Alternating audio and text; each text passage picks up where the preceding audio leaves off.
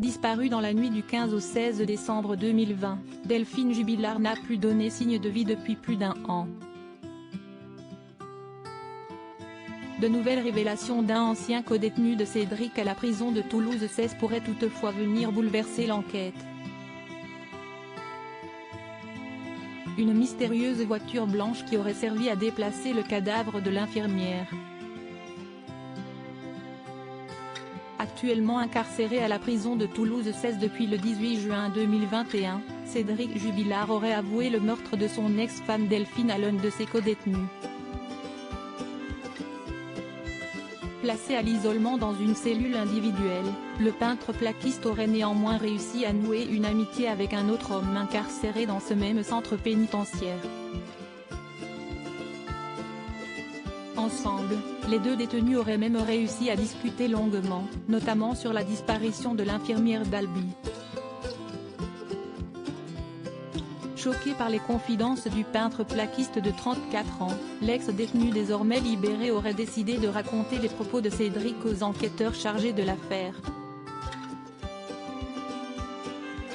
Selon lui, le papa de Louis et d'Elia aurait tué l'infirmière de 33 ans et aurait enterré son corps dans une exploitation agricole qui a brûlé, située à 2 km de son domicile de Cagnac-les-Mines. Le peintre plaquiste aurait également avoué avoir été aidé par deux amis pour transporter et dissimuler le corps de Delphine Jubilard la nuit du 15 au 16 décembre 2020.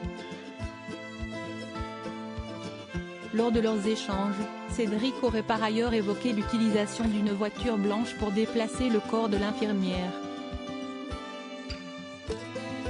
Fait étrange, la voiture appartenant à Delphine est effectivement une Peugeot 207 de couleur blanche.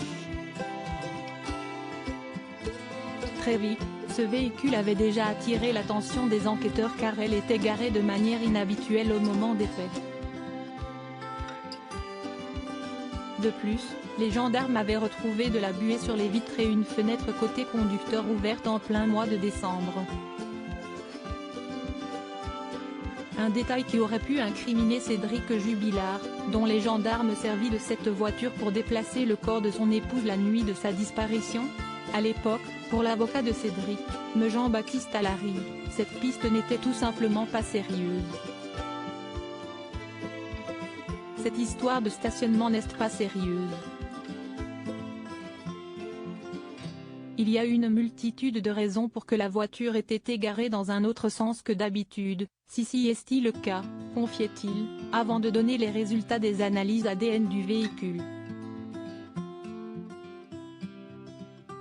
Qui plus est, rien n'a été trouvé d'intéressant dans cette voiture. Pas de terre, de boue, de traces ADN de Delphine dans le coffre, ajoutait l'avocat pénaliste dans les colonnes de Midi Libre.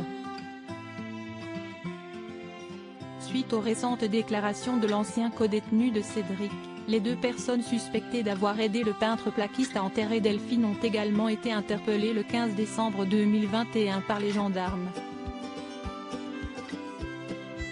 Ils sont finalement ressortis libres à l'issue de leurs auditions et aucune charge ne pèse contre eux pour le moment. Leurs véhicules respectifs ont toutefois été saisis par la justice afin de détecter une trace éventuelle de la présence de Delphine. Cédric Jubilard reste présumé innocent des faits qui lui sont reprochés jusqu'au jugement définitif de cette affaire.